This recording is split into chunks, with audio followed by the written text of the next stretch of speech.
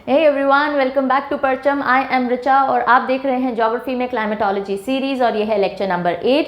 Last class में हमने पढ़ा था lapse rate and adiabatic lapse rate और बहुत लंबे लेक्चर में मैंने आपको पूरा प्रोसेस और कंसेप्ट समझाने की कोशिश की थी और जान करके अच्छा लगा कि आपको सब कुछ क्रिस्टल क्लियर समझ में आ गया। आपके कमेंट से पता लगा ऑफकोर्स। सो चलिए स्टार्ट करते हैं आज का लेक्चर। क्या पढ़ने वाले हैं? हम पढ़ेंगे inversion of temperature. Yes, lapse rate में हमने देखा था जैसे जैसे आप ऊपर जाते हैं टेम्परेचर कम होता है। इन्वर्जन में इसका उल्टा होने वाला है। तो क्या होता है इन्वर्जन में, क्यों होता है इन्वर्जन और इसका रिजल्ट क्या होता है एटमॉस्फेरिक कंडीशंस पे, ये सब कुछ आज के लेक्चर में देखेंगे। तो चलिए स्टार्ट करते हैं inversion of temperature.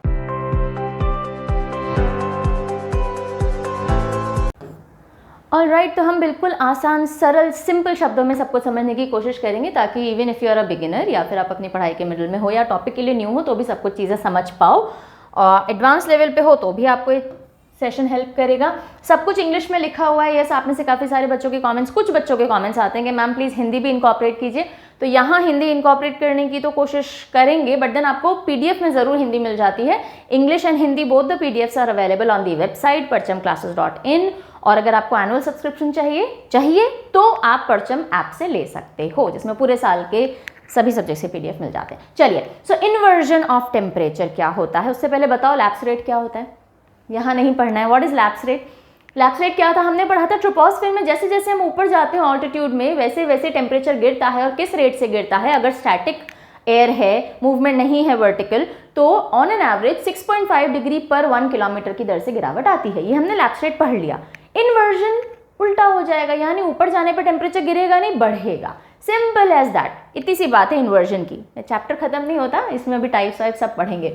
So temperature inversion या उसे हम थर्मल इन्वर्जन भी बोल सकते हैं। इसमें जो नॉर्मल बिहेवियर है ट्रोपोस्फेयर का वो रिवर्स हो जाता है। Reversal of normal behaviour of temperature in troposphere. ऊपर जाने पर टेम्परेचर गिरता नहीं है, कुछ दूरी तक बढ़ जाता है। ऐसा नहीं पूरे टाइम तक बढ़ता रहेगा, नो, फॉर सम डिस्टेंस। अब वो सम डिस्टेंस लोअर ट्रोपोस्फेयर में भी हो सकता है, मिडिल में भी हो सकता है, अपर ट्रोपोस्फेयर में भी हो सकता है, कहीं भी हो सकता है। एक ऐसी वार्म एयर की लेयर बन जाती है जिसके नीचे कोल्ड एयर ट्रैप हो जाती है। यहाँ देखो ये नॉर्मल कंडीशन है।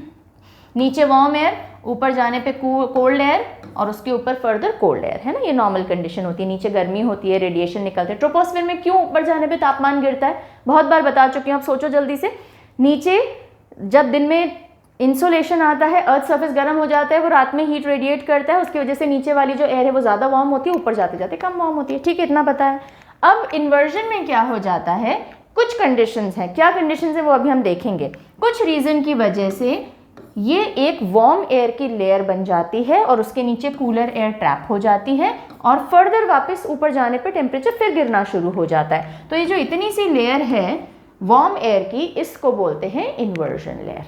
ठीक है, अब ये देख लो, नॉर्मल जो ग्राफ होता है, अगर ये है हाइट या ऑल्टीट्यूड और ये है टेम्परेचर हवा का, तो जैसे जैसे आप ऊपर जाएंगे टेम्परेचर गिरेगा, नेगेटिव कर्व दिखाएगा। ये है normal lapse rate, normal lapse rate. अब इन्वर्जन के केस में क्या हो जाता है, यहाँ देखो, ये तो नॉर्मल लैप्स रेट थी रेड कलर में जो आपको दिख रही है। इन्वर्जन में ये हो जाता है कि नॉर्मली पहले टेम्परेचर गिर रहा था, ठीक है, कुछ ऐसा हुआ जिस वजह से बीच में ये टेम्परेचर बढ़ने लग गया और फिर फर्दर गिरने लग गया। तो ये जो एरिया आपको दिख रहा है, इतना area, this is the layer of temperature inversion. अब ये लेयर यहाँ भी हो सकती है, ये लेयर शुरुआत में भी हो सकती है कि टेम्परेचर पहले बढ़ा फिर गिरा। तो ये अगर लोअर ट्रोपोस्फेयर में है तो इस तरह से कर्व बनेगा, मिडिल में है तो इस तरह से बनेगा, हायर में भी बन सकता है ना। ये आपका जा रहा था फिर इस तरह से हो गया। So it can be either ways. This inversion layer can be present anywhere in the troposphere. ठीक है। अच्छा, एक मजे की बात, स्ट्रैटोस्फेयर जो होता है, troposphere then stratosphere then mesosphere and so on. So जो स्ट्रैटोस्फेयर होता है उसमें तो वैसे ही हाइट के साथ साथ टेम्परेचर बढ़ता है ना, नेचुरली ऐसा ही होता है। उसको, उस पूरे स्ट्रैटोस्फेयर को कई बार हम इन्वर्जन लेयर भी कह देते हैं। और वो क्यों बढ़ता है टेम्परेचर? ओजोन लेयर की प्रेजेंस की वजह से। पढ़ा चुकी हूँ मैं composition and structure of atmosphere में, क्योंकि वहाँ पे ओजोन होता है और ओजोन यूवी रेडिएशंस को ट्रैप करता है, इस वजह से वहाँ पे टेम्परेचर ऊपर जाने पे बढ़ता है ना। चलो तो I hope inversion of temperature होता क्या है ये तो समझ में आ गया कि नॉर्मली टेम्परेचर डिक्रीज होता है ऊपर जाने पे at the rate 6.5 degree Celsius for every 1 kilometre. Every kilometre लिख लेना यहाँ पे, ठीक है। लेकिन ऐसी सिचुएशन हो जाती है कई बार जिसकी वजह से रिवर्सल हो जाता है, नीचे कोल्ड और ऊपर वार्म विंड या एयर ट्रैप हो जाती है, और ये अर्थ के सरफेस के पास भी हो सकता है, अपर ट्रोपोस्फेयर में भी हो सकता है। Very good. अब हम पढ़ेंगे टाइप्स ऑफ इन्वर्जन्स, टेम्परेचर इन्वर्जन्स। ये समझ लिए तो चैप्टर खत्म नहीं। एक और टॉपिक आएगा कि कैसे इन्वर्जन अफेक्ट करता है, उसके इफेक्ट्स क्या क्या होते हैं, वो भी एग्जाम में पूछा गया है, सो इंपॉर्टेंट है। चलो तो टाइप्स ऑफ टेम्परेचर इन्वर्जन समझते हैं। कितने टाइप के इन्वर्जन्स होते हैं? देखो, अलग अलग जो रेफरेंसेस आप लोगे ना, बुक्स जो देखोगे या फिर अलग अलग साइट्स देखोगे या जो भी स्टडी मटेरियल आप रेफर करोगे, ज़रूरी नहीं है सेम तरीके से आपको कैटेगराइजेशन मिले, लेकिन अंदर की बातें सारी सेम होने वाली हैं, है ना। तो ज़रूरी नहीं है आपको नॉन एडवेक्शनल टर्म के हिसाब से कैटेगराइजेशन मिले, आपको डायरेक्टली रेडिएशन इन्वर्जन भी मिल सकता है। ज़रूरी नहीं है आपको अपर एयर इन्वर्जन मिले, आपको सीधे मैकेनिकल इन्वर्जन भी देखने को मिल सकता है, so on and so forth, लेकिन बातें सारी सेम रहेंगी। So I have tried to categorise it, जितना ढंग से और जितना होलसम कैटेगराइजेशन हो सकता था वो मैंने आपको प्रेजेंट किया है। सबसे पहला हम देख रहे हैं नॉन एडवेक्शनल या स्टैटिक टेम्परेचर इन्वर्जन। स्टैटिक है ना, नॉन एडवेक्शनल। एडवेक्शन क्या होता है बताओ, सोचो। एडवेक्शन मैंने आपको कंडक्शन, कन्वेक्शन और एडवेक्शन बताए थे जब हम heating and cooling of atmosphere पढ़ रहे थे। टेम्परेचर का कॉन्सेप्ट जब इंट्रोड्यूस किया था। कंडक्शन होता है दो बॉडीज आपस में टच में होती हैं तो जो हीट ट्रांसफर होती है। कन्वेक्शन होता है जब वर्टिकल मूवमेंट होता है गर्म हवा का और वो फर्दर ऊपर जाके लेयर्स को गर्म करती है। एडवेक्शन होता है हॉरिजॉन्टल मूवमेंट, ठीक है। तो नॉन एडवेक्शनल या स्टैटिक टेम्परेचर इन्वर्जन, जहां एयर स्टैटिक मानी जा रही है, कुछ मूवमेंट नहीं हो रहे हैं, उस केस में जो इन्वर्जन है उसको कहते हैं ग्राउंड, सरफेस या रेडिएशन इन्वर्जन।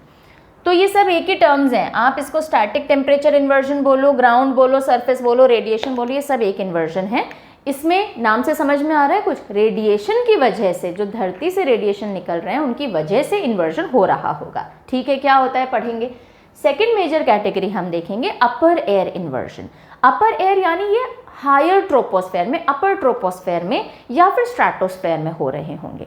स्ट्रैटोस्फेयर में तो वैसे इन्वर्जन है और उसको कह देते हैं हम थर्मल टेम्परेचर इन्वर्जन, ठीक है। ये स्ट्रैटोस्फेरिक इन्वर्जन और क्यों होता है अब आपको पता है, ये ओजोन गैस के प्रेजेंस की वजह से होता है, जो कि यूवी रेडिएशन को ट्रैप कर लेते हैं और टेम्परेचर इस वजह से ऊपर जाते जाते बढ़ता है स्ट्रैटोस्फेयर में, ठीक है। फिर आएगा, इसमें फर्स्ट हो गया थर्मल, सेकेंड आ जाएगा mechanical. Now there are certain mechanical phenomena जो कि अपर ट्रोपोस्फेयर में रोल में आते हैं, प्ले में आते हैं और उसकी वजह से इन्वर्जन होता है। एक एक को पढ़ेंगे ढंग से, अभी सिर्फ नाम देख लो। सबसिडेंस इन्वर्जन, कुछ चीज सबसाइड करेगी, है ना, subsidence inversion. And turbulence and convective inversion. Turbulence, convection हो रहा होगा नीचे से कुछ चीज़ टर्बुलेंस हो रही है, ऊपर जा रही है, ऐसा कुछ हो रहा होगा। तो ये दोनों चीज़ें हमने पढ़नी है मैकेनिकल टेम्परेचर इन्वर्जन में। और थर्ड कैटेगरी हम पढ़ेंगे एडवेक्शनल टेम्परेचर इन्वर्जन।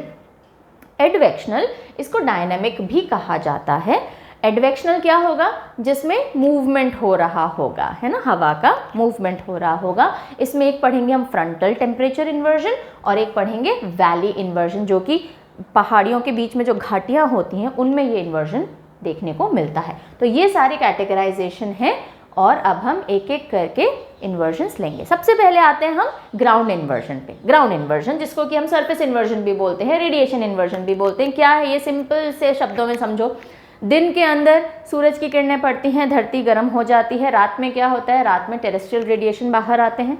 लेकिन अगर बहुत लंबी और ठंडी रात हो तो ये रेडिएशन, बहुत लंबी रात है तो इंसोलेशन तो रुका हुआ है, लेकिन रेडिएशन निकले जा रहे हैं तो धरती बहुत ठंडी हो गई, सरफेस बहुत ठंडा हो गया और ये रेडिएशन निकलते हैं तो ऊपर ही जाते हैं ना, अपर एटमॉस्फेयर में चले जाते हैं।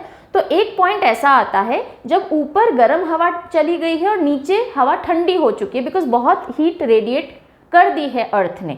बस इस सिचुएशन को कहते हैं इस सिचुएशन को कहते हैं रेडिएशन टेम्परेचर इन्वर्जन, ठीक है, जो कि टेरेस्ट्रियल रेडिएशन की वजह से हो रहा है। ये परमानेंट नहीं होता, ये टेम्पररी होते हैं, थोड़े टाइम के लिए आपको रेडिएशन जो इन्वर्जन है वो देखने को मिलेगा और वापस से कंडीशन नॉर्मल हो जाएगी, सुबह होगी, धूप आएगी और वापस से नॉर्मल पैटर्न आ जाएगा ट्रोपोस्फेयर में, ठीक है। तो यहाँ पे ग्राफ से समझो जल्दी से, बिकॉज अगर आप आंसर राइटिंग करोगे तो ग्राफ आपको हेल्प करेगा। ये देखो, ये सरफेस पे हो रहा है, बिल्कुल सरफेस पे, ये मिड में नहीं जाके होगा। तो सरफेस से टेम्परेचर ऊपर जाते जाते बढ़ता है और फिर वापस नॉर्मल पैटर्न की तरह गिरने लग जाता है। तो सरफेस है इसलिए बिल्कुल ग्राफ ग्राउंड से ही बनेगा यहाँ पे इंक्रीज होने का। अब यहाँ पे देख लो, ये नॉर्मल कंडीशन थी दिन के टाइम, इसको आप डे टाइम भी बोल सकते हो। डे टाइम में सारी रेडिएशन यहाँ आ रही है, धरती गर्म है, ऊपर की हवाएं ठंडी है। रात में क्या होता है, टेम्परेचर इन्वर्जन, यहाँ पे आप नाइट टाइम भी लिख सकते हो। नाइट में क्या होता है, जो अर्थ है वो रेडिएट कर रही है अपनी हीट, और क्योंकि लंबी रात है और ठंडी रात है, ठीक है, और जो सरफेस है उसकी स्पेसिफिक हीट कैसी होती है, लैंड की स्पेसिफिक हीट लो होती है। स्पेसिफिक हीट का कॉन्सेप्ट याद है क्या? नहीं है तो गलत बात है भाई, है ना, पढ़ा चुकी हूँ, क्योंकि वाटर की स्पेसिफिक हीट मैंने पढ़ाया था। अगर आप पहली बार ये लेक्चर देख रहे हो, अभी तक पुराने लेक्चर्स नहीं देखे हैं, तो कोई बात नहीं, तो आप डिस्काउंटेड हो, लेकिन लिंक डिस्क्रिप्शन बॉक्स में दिया हुआ है, बाद में जाके आप वो लेक्चर्स देखोगे। और जिन बच्चों ने पहले लेक्चर अटेंड किया, आपको पता होना चाहिए specific heat is that heat which is required to raise the temperature of 1 gram और 1 unit of a substance by 1 degree Celsius. यानी कि किसी भी पदार्थ का तापमान 1 डिग्री सेल्सियस बढ़ाने के लिए कितनी हीट चाहिए, 1 यूनिट पदार्थ का तापमान 1 डिग्री सेल्सियस बढ़ाने के लिए कितनी हीट चाहिए, उसको स्पेसिफिक हीट बोलते हैं। जमीन बहुत जल्दी गर्म हो जाती है, बहुत जल्दी गर्मी छोड़ भी देती है, राइट, तो इसकी स्पेसिफिक हीट लो है। तो सर्दियों में जब लंबी रात है, इंसुलेशन रुका हुआ है, धरती अपनी हीट छोड़े जा रही है, निकाले जा रही है, राइट, और एक ऐसा टाइम आता है जब नीचे की हवा ज़्यादा ठंडी हो गई है, बिकॉज सारा तापमान इसने ऊपर भेज दिया, वार्मथ ऊपर भेज दी, और ये सारी वार्म एयर ऊपर इकट्ठी हो गई है। थोड़ी ये टेम्पररी फेज है, फिर सुबह होगा, फिर ये नॉर्मल हो जाएगा, ठीक है। सो इस पर्टिकुलर पोजीशन को, इट्स पर्टिकुलर पॉइंट को, जब नीचे ठंडी हवा ट्रैप हो गई और ऊपर गर्म हवा की लेयर बन गई, इसको बोलते हैं रेडिएशन टेम्परेचर इन्वर्जन। सब समझ में आ गया होगा, अब जल्दी से पढ़ लो। अर्थ के सरफेस के पास होता है, रेडिएशन मैकेनिज्म से होता है, इसलिए इसको रेडिएशन टेम्परेचर इन्वर्जन बोलते हैं। क्यों होता है? Because air is cooled by contact. अब यहाँ पे कंडक्शन भी काम में आता है ना, क्योंकि धरती की सतह ठंडी थी, हवा ठंडी हुई, ऊपर मूव कर गई, सॉरी, धरती की सतह गर्म थी, हवा भी गर्म हुई, ऊपर मूव कर गई, तो कंडक्शन और कन्वेक्शन दोनों यहाँ पे रोल प्ले में आते हैं, जो हम पहले भी पढ़ चुके हैं। सो धरती गर्म थी, रात के टाइम उसने जो हवा थी उसको गर्म करना शुरू हुआ, गर्म हवा ऊपर उठ गई और नीचे की हवा ठंडी होती गई, ये होता है। सो तब तक ये ऊपर उठती रहती है जब तक कि नीचे की हवा ठंडी नहीं हो जाती, और ये अधिकतर क्लियर नाइट्स को होता है, जबकि ग्राउंड जल्दी ठंडा हो सके, नॉक्टर्नल कूलिंग ज़्यादा हो। नॉक्टर्नल मतलब रात से रिलेटेड है ये। सो ये रात में क्लियर स्काई, जितने ज़्यादा साफ स्काई होंगे उतना ज़्यादा टेरेस्ट्रियल रेडिएशन जा पाएगा। बादल होंगे तो टेरेस्ट्रियल रेडिएशन ट्रैप हो जाएगा वापस से, है ना। अगर ये धरती का सरफेस है, यहाँ पे बहुत सारे बादल हैं, तो जैसे ही रेडिएशन गया बादलों ने वापस पकड़ लिया, तो गर्मी यहाँ की यहीं रुकी रह जाएगी। तो जितने क्लियर स्काइज होंगे उतना ज़्यादा टेरेस्ट्रियल रेडिएशन बाहर जा सकेगा, ओके। और ये विंटर नाइट्स में ज़्यादा कॉमन होता है, बिकॉज सर्दियों में रातें लंबी और ठंडी, तो ठंडा टेम्परेचर, लंबी रातें, जल्दी से हीट लूज हो जाएगी, ये आइडियल कंडीशन हो गई। और ये हायर और मिड लैटिट्यूड्स में, पोलर रीजन्स में और ट्रॉपिकल डेजर्ट्स में ये फिनोमेना देखने को मिलता है। ट्रॉपिकल डेजर्ट्स में क्लियर स्काइज होते हैं, बिल्कुल। रेगिस्तान की मिट्टी देखिए, रात में कैसे रेगिस्तान में ठंडक हो जाती है फटाफट से, वाई? बिकॉज क्लियर स्काइज होते हैं, जल्दी से हीट लूज हो जाती है। मिड और हायर लैटिट्यूड्स में वैसे ही ठंडा तापमान रहता है, और अगर विंटर नाइट्स होंगी तो सेम फिनोमेना वर्क करेगा।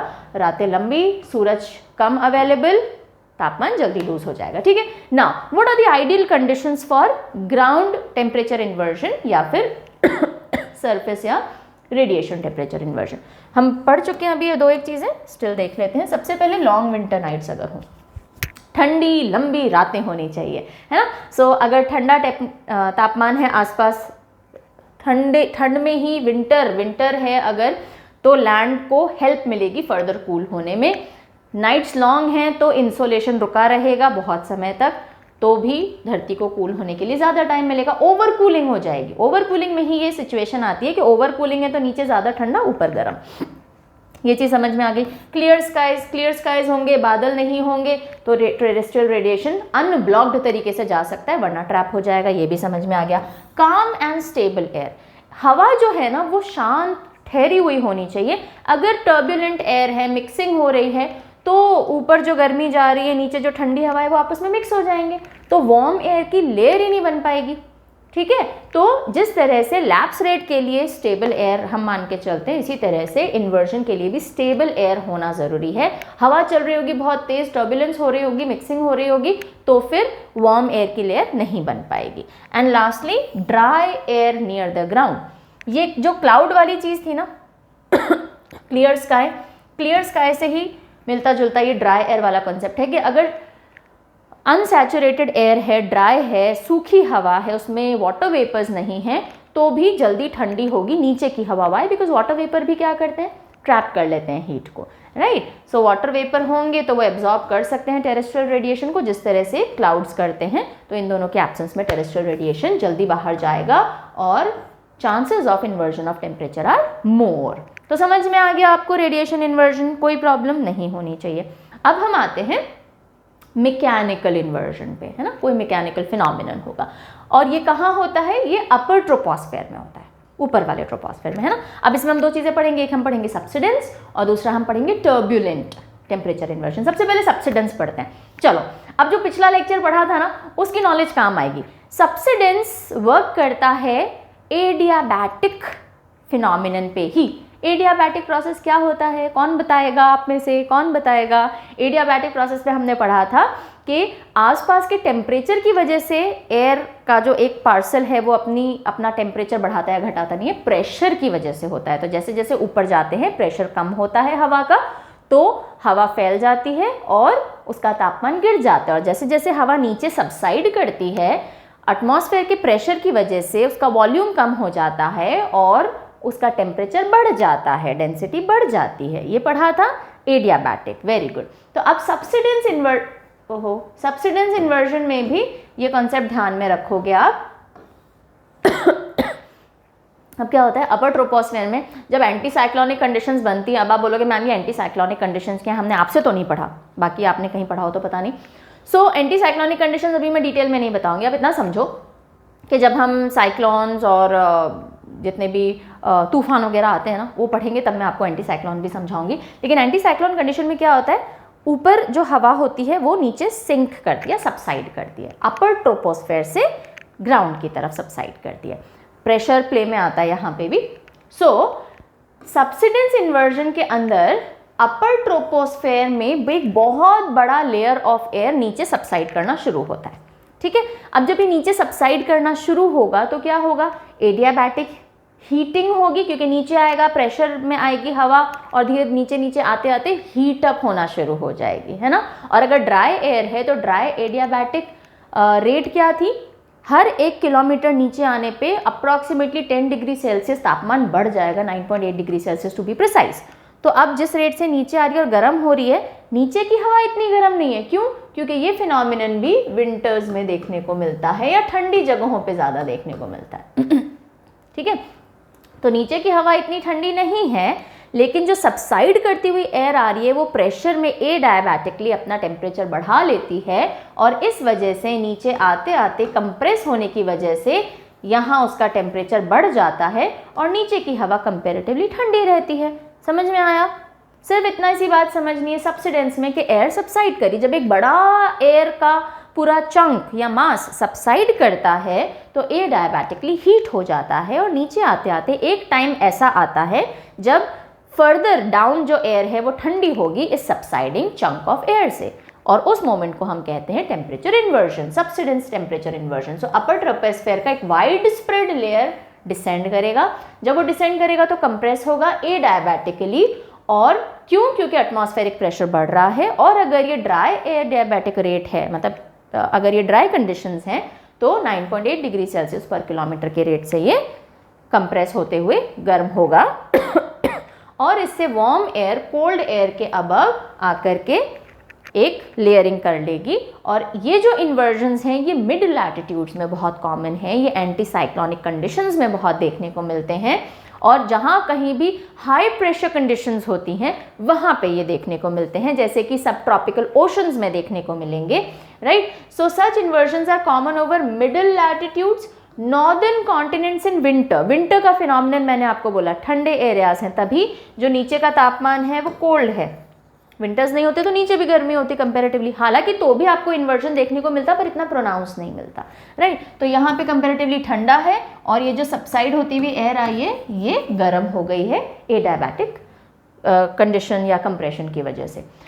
और ये आपको सब ट्रॉपिकल ओशंस में देखने को मिलेगा, बिकॉज ये जितने भी हैं ये मिडिल लैटिट्यूड्स हो गए, नॉर्दर्न कॉन्टिनेंट्स हो गए, देन आपके सब ट्रॉपिकल ओशंस हो गए, ये सब हाई प्रेशर कंडीशंस प्रोड्यूस करते हैं। और ये जो सब्सिडेंस इन्वर्जन है बहुत इंपॉर्टेंट है, ये एंटी साइक्लोन कंडीशंस के साथ में जुड़ा हुआ है, यानी कि साइक्लोनिक कंडीशंस नहीं है, बारिश वाले तूफान यहाँ पे नहीं आएंगे, तो एंटी साइक्लोनिक कंडीशंस प्रोड्यूस करता है। ये ड्राई एरिड कंडीशंस को फेवर करता है। ओके, ऐसा समझ में आया। बाकी और जो डिटेल है एंटी साइक्लोनिक कंडीशंस की या एंटी साइक्लोन की, वो हम जब साइक्लोन्स पढ़ेंगे तब पढ़ेंगे। ठीक है, तो सब्सिडेंस समझ में आ गया इन्वर्जन। अब दूसरा हम पढ़ेंगे टर्ब्यूलेंस इन्वर्जन। ये भी मैकेनिकल है, एक मैकेनिज्म, इसको it gives rise to it. Turbulence inversion में eddy is an important trigger. अब ये एडी कौन है? कोई पड़ोसी है किसी का? नहीं, एडी होता है, कहाँ जा रहा है भाई, हमारा मार्कर ही नहीं दिख रहा। चलो, सो टर्ब्यूलेंस इन्वर्जन में टर्ब्यूलेंस होगी, यानी कुछ मूवमेंट हो रहा है हवा में, इतना तो समझ में आ रहा है। तो जब पहले तो नॉर्मल समझो, फिर एडी समझाती हूँ आपको। कई बार क्या होता है, नॉर्मल शांत हवा थी, लेकिन एकदम से टर्ब्यूलेंस की वजह से थोड़ा पोर्शन हवा का बहुत ज़्यादा हीटअप हो जाता है और फटाफट से ऊपर राइज कर जाता है।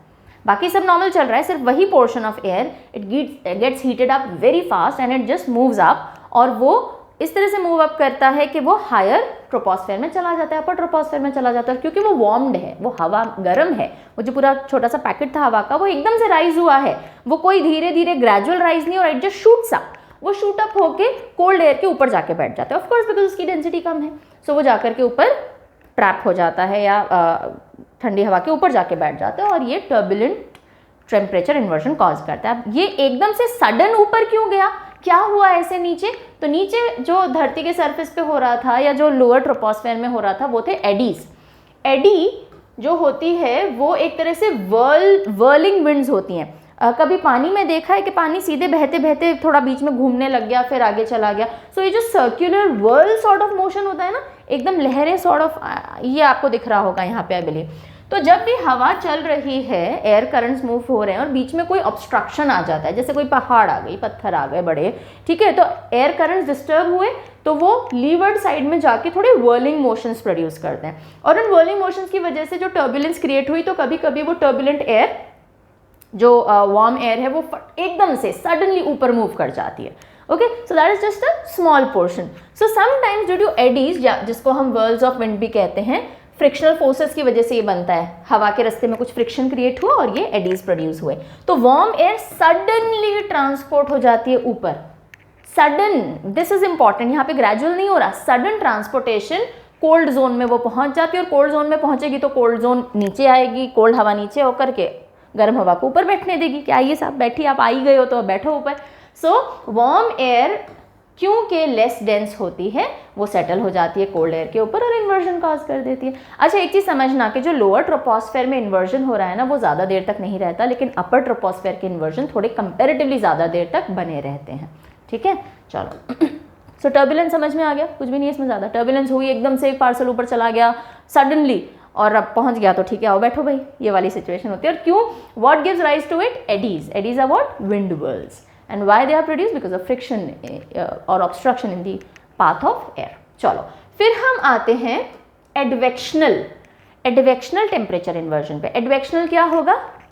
जब कुछ मूवमेंट हो रहा है हवा का, एंड पर्टिकुलरली हॉरिजॉन्टल अगर ज़्यादा मूवमेंट होता है, या फिर एकदम वर्टिकल नहीं हो रहा, horizontal diagonal sort of movement होता है, तो हम उसको एडवेक्शनल बोलते हैं। तो एडवेक्शनल टेम्परेचर इन्वर्जन में सबसे पहले हम पढ़ेंगे फ्रंटल। फ्रंटल क्या है? बहुत इंटरेस्टिंग कॉन्सेप्ट होता है ये। अब फ्रंटल में ये होता है कि एक तरफ से आ रही है गर्म हवा, एक तरफ से आ रही है ठंडी हवा, हाय हेलो हुई, अब कौन ऊपर कौन नीचे जाएगा बताओ? गर्म हवा क्योंकि हल्की होती है, लो डेंसिटी की होती है, जब ये दोनों आपस में टकराएंगे, सीधे सीधे रहे, लेकिन टकराते ही ठंडी हवा नीचे, गर्म हवा ऊपर, ये और ये जो एरिया जहाँ पे इनकी मिक्सिंग हो रही है, जहाँ पे ये ऊपर नीचे जा रहे हैं, इस एरिया को फ्रंट बोलते हैं। ठीक है, सो अब जैसे ही ये फ्रंट्स मिले आपस में, air and hot and cold fronts मिले, तो हॉट ऊपर चला गया और कोल्ड नीचे चला गया, और जाकर के ये सेटल हो गए और इन्होंने इन्वर्जन कॉज कर दिया। ठीक है, सो बस यही है आपका फ्रंटल इन्वर्जन, कुछ भी नहीं है इसमें। सो देखो, यहाँ से आ रही थी ये कोल्ड एयर, यहाँ से आ रही थी ये वार्म एयर, इस कोल्ड एयर के आने के साथ साथ वार्म एयर एकदम ऊपर राइज कर जाती है और कोल्ड नीचे सेटल हो जाती है, तो थोड़ी देर बाद ये आपको दिखेगा कि पूरा वार्म एयर है, ये कोल्ड एयर है, और ये इनका फ्रंट है जहाँ ये आपस में इंटरफेस में आ रहे हैं ना, इस एरिया को, इस जगह को, इस जोन को बोलते हैं front, air front. So this is cold side या कोल्ड जोन हो गया, वो वार्म जोन हो गया। चलो, सो इस इन्वर्जन में क्या होता है, आप देख लो फटाफट से। देर is a convergence of warm and cold air mass. Convergence यानी आकर के टकराएंगे, ये है ना, कन्वर्ज करेंगे। वार्म एयर लाइट होती है, ऊपर चली जाती है, कूल एयर हैवी होती है, नीचे चली जाती है। अब यहाँ एक चीज ध्यान रखना कि इस तरह के इन्वर्जन में स्लोप होती है, there is a slope. Why? Because ये दोनों टकराई थी और एक ऊपर और एक नीचे गई थी, तो ये जो स्लोपी पैटर्न होता है ये फ्रंटल इन्वर्जन का कैरेक्टरिस्टिक होता है।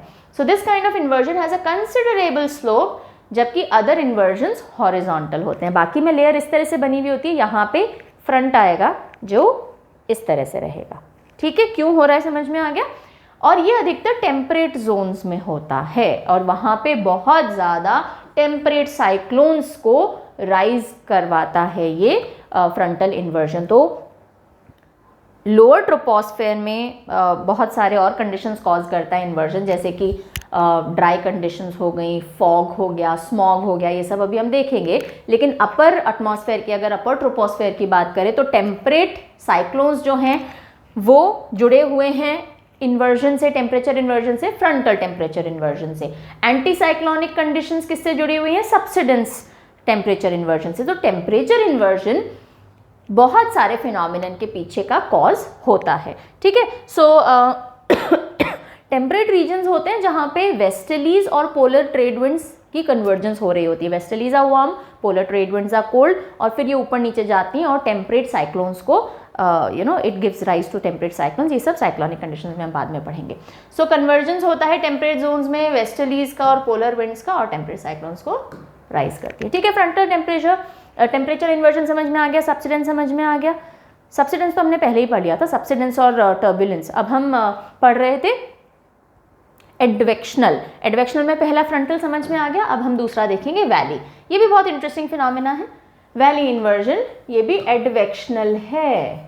इसको कई बार वर्टिकल एडवेक्शनल भी बोल दिया जाता है, वर्टिकल एडवेक्शनल, है ना, वैसे एडवेक्शनल है। वर्टिकल भी कुछ एक चीज़ें होती हैं, इसमें एडवेक्शनल भी होती है, अभी समझते हैं। अब देखो क्या होता है, पहाड़ी वाले जो इलाके हैं, ये रहा, अभी तो उन्होंने बहुत थोड़ी सपाट पहाड़ी बना दी है डायग्राम में।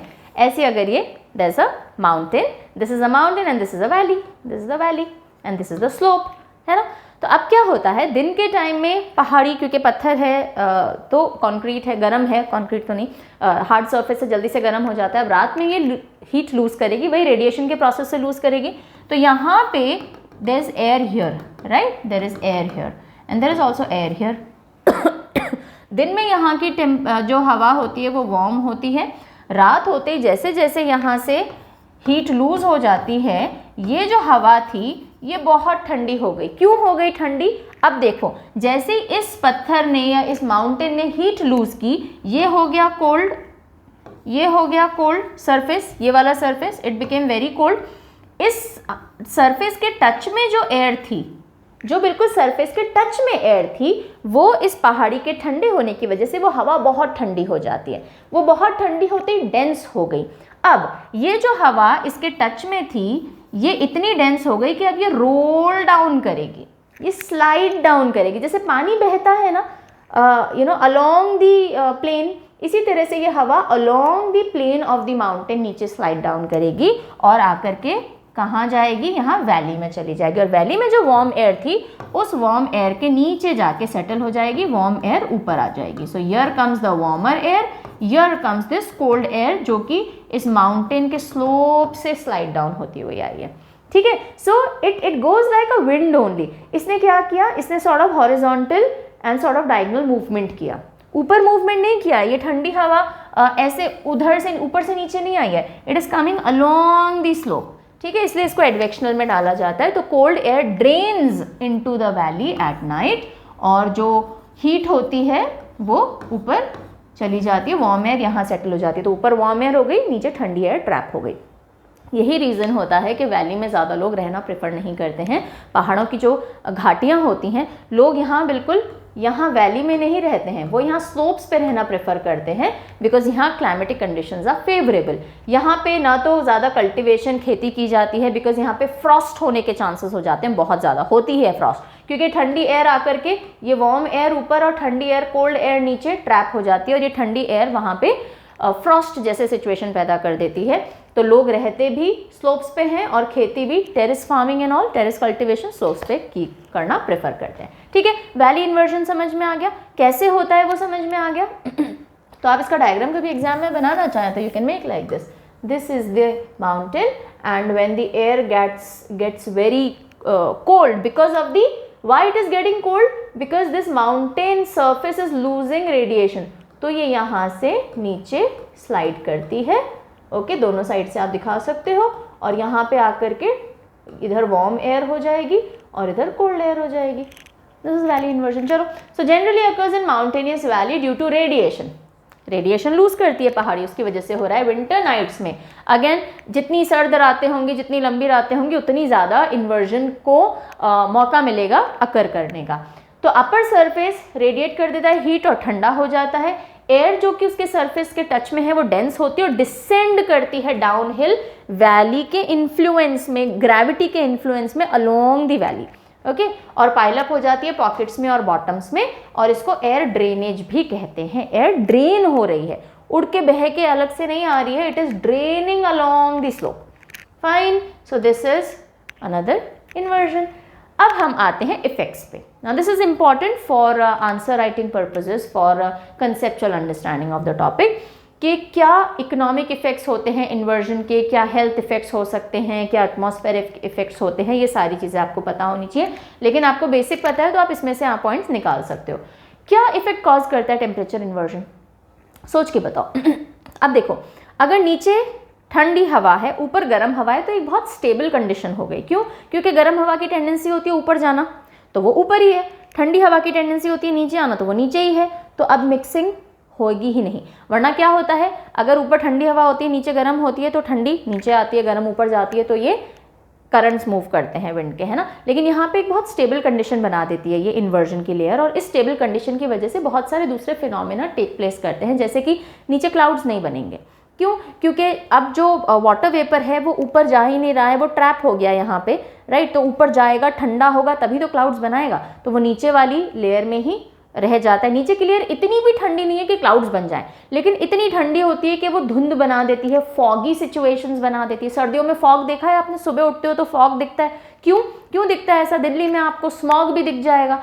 सो फॉग क्यों होता है? क्योंकि ग्राउंड के पास में वाटर वेपर ट्रैप हो जाते हैं। अब रेडिएशन निकल रहे थे, ऊपर गरम गरम चले गए और लेयर बन गई, और नीचे ठंडी एयर ट्रैप हो गई है। और अब जो थोड़े बहुत रेडिएशन आएंगे, रेडिएशन बिल्कुल स्टॉप तो नहीं हो रहे, थोड़े बहुत रेडिएशन जो आ रहे हैं उनमें जो वाटर वेपर कंटेंट होगा वो ट्रैप हो गया ना, it does not have the chance to go up in the air because it is trapped. और इस वजह से अब ठंडा भी है, एयर का टेम्परेचर ठंडा है, वाटर ड्रॉप वेपर्स आ देते हैं, तो वो ड्रॉपलेट्स के फॉर्म में फॉग बना देते हैं। इतना ठंडा नहीं है कि बादल बने, पर फॉगी सिचुएशन हो जाती है। Less visibility. अब ये जो हवा एक सेटल्ड एयर हो गई जो ऊपर की तरफ मूव नहीं कर पा रही है। देखो यहाँ पे देखो ये मिट्टी ट्रैप दिख रही है हवा में, ये ऊपर एक लेयर बनी हुई दिख रही है। So this is all because जब अब नीचे की हवा और ऊपर की हवा मिक्स नहीं हो रही है, स्टेबल कंडीशन होगी, ऊपर गर्म हवा जाके सेटल हो गई, नीचे ठंडी हवा है। अब इस हवा में डस्ट पार्टिकल भी होंगे, पोल्यूशन भी होगा, सब कुछ होगा, लेकिन ये बाहर मूव नहीं कर पा रहा, ये अंदर ही अंदर मूव कर रहा है। हॉरिजॉन्टल मूव कर लेगा, सेटल भी नहीं हो पा रहा है, ऊपर भी नहीं जा पा रहा है, तो ये क्या कॉज करेगा? ये पोल्यूशन कॉज करेगा, ये विजिबिलिटी में प्रॉब्लम्स कॉज करेगा। और जब ये डस्ट पार्टिकल्स पोल्यूशन के साथ मिलते हैं तो बहुत ही हार्मफुल स्मॉग बना लेते हैं, जो कि दिल्ली में सर्दियों में कंडीशन देखने को मिलती है, राइट। सो यही सब चीज़ें यहाँ पे लिखी हैं कि स्मोक, डस्ट, फॉग, ये सब मिलकर के टेम्परेचर इन्वर्जन लेयर के नीचे इकट्ठा हो जाते हैं और इससे विजिबिलिटी चैलेंज होती है। और जब स्मोक और फॉग आपस में मिलते हैं तो स्मॉग बना लेते हैं, smog, which is very harmful for human health. Then आता है फ्रॉस्ट। इन्वर्जन की वजह से फ्रॉस्ट हो सकता है। क्यों होता है ये समझो। ऊपर वार्म एयर है, this is warm air and this is cold air. So ऐसे ले लो, ये वार्म एयर है और ये कोल्ड एयर है, तो कोल्ड एयर के टच में जैसे ही वार्म वाला सरफेस आएगा तो ये थोड़ा कंडेंस होगा, ड्रॉपलेट्स बनेगा और वो फ्रॉस्ट की तरह नीचे आएगा। फिर ये नीचे आ गया थोड़ा सा, फिर ये वाला एरिया एक्सपोज हो गया, ये कोल्ड होके फ्रॉस्ट बन के नीचे आएगा। तो फ्रॉस्ट बन के वो नीचे सेटल होता जाता है और आसपास जो भी वेजिटेशन होगी या ह्यूमंस होंगे उनको अफेक्ट करेगा। So condensation of warm air due to cooling by cold air below, और इससे फ्रीजिंग पॉइंट है ना, जब बिलो फ्रीजिंग पॉइंट टेम्परेचर हो जाता है तो फ्रॉस्ट बनना स्टार्ट हो जाता है। तो this frosting also takes place. Then dry condition, inversion क्या करता है, मूवमेंट नहीं करने देता हवा को। ऊपर जाके वार्म एयर सेटल होगी, नीचे कोल्ड एयर है, अब कोई मूवमेंट ही नहीं हो रहा, दोनों अपनी जगह स्टेबल हैं।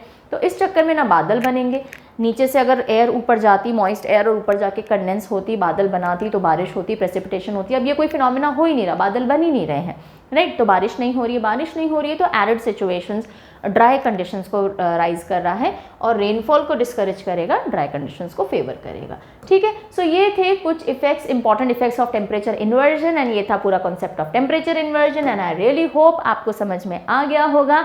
और यहाँ पे एक चीज़ लिखी है, अंडरस्टैंडिंग बिगिंस विद ऑब्जर्वेशन। वो इंसान को समझना हो या अपने आसपास के वातावरण को समझना हो, इन सब के लिए observation is the first thing. Observe and then you will be able to understand, and with this I would like to close the chapter, close the video now. अगर आपको नोट्स चाहिए तो आप जा सकते हो वेबसाइट पे एंड ऐप पे जाकर के सब्सक्रिप्शन ले सकते हो, और जो भी समझ आया, नहीं आया, अच्छा लगा, बुरा लगा, सब कुछ कमेंट करके बताओगे, ठीक है। जल्दी ही मिलते हैं दूसरे लेक्चर में। Take very good care of yourself. और मंथली करंट अफेयर स्टार्ट हो जाएगा अब कल से, ठीक है, सो वो भी फॉलो करेंगे। टाटा।